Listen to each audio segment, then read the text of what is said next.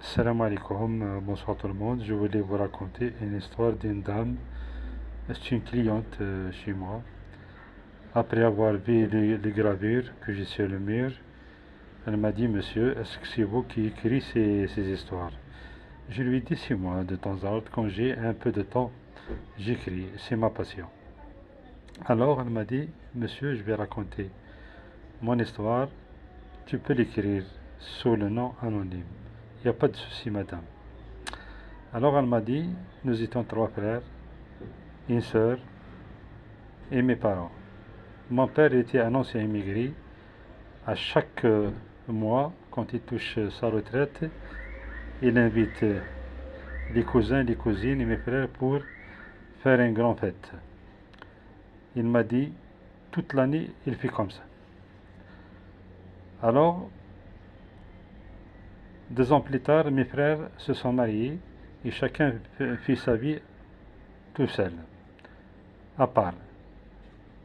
Alors, j'ai vécu avec mes parents 2 ans. En premier, ma mère est décédée. Ensuite, c'est mon père. Je suis resté toute seule, sans, sans finance, sans aucun sou. Alors, mes frères et mes cousins et cousines m'ont abandonné, m'ont délaissé. Alors, je faisais le ménage chez les voisins. Et à chaque fois, j'entends des mots brutaux sur moi, de la part du voisin. Alors, pour me nourrir, pour me soigner, je fais du ménage. J'ai galéré, j'ai souffert.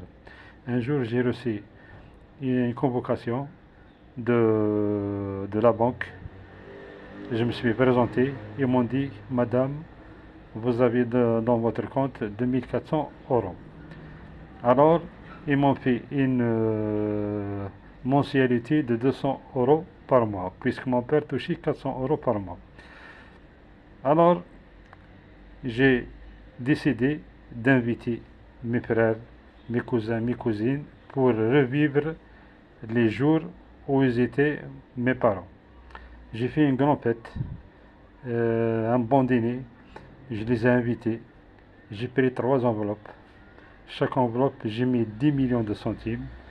J'ai remis devant tout le monde pour mes 3 frères, chacun à son enveloppe.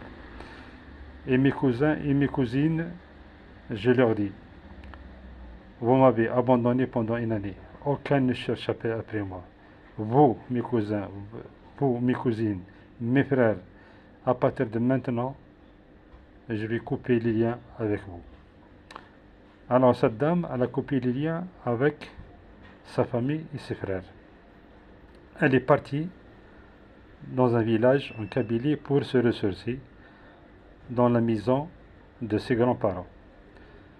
Alors, elle arrive au village. Le lendemain, elle prend une jarre pour aller à la fontaine pour chercher de l'eau. Et là, une vieille dame l'interpella: tu es la fille de qui?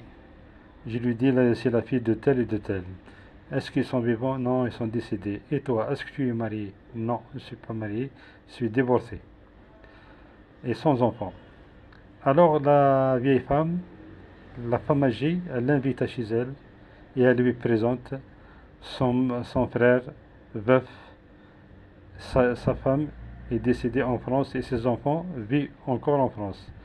Alors, ils ont trouvé un accord, ils se sont mariés et elle vit maintenant très très très très heureuse. Elle est venue dans ma boutique pour lui réparer sa chaussure. On dirait que ce n'est pas une femme de 50 ans. On dirait que c'est une femme de 30 ans. Avec une belle voiture, elle a galéré, elle a souffert, mais en fin de compte, le bon Dieu l'a récompensé. Dieu merci. Voici l'histoire de cette dame. Merci pour tout le monde.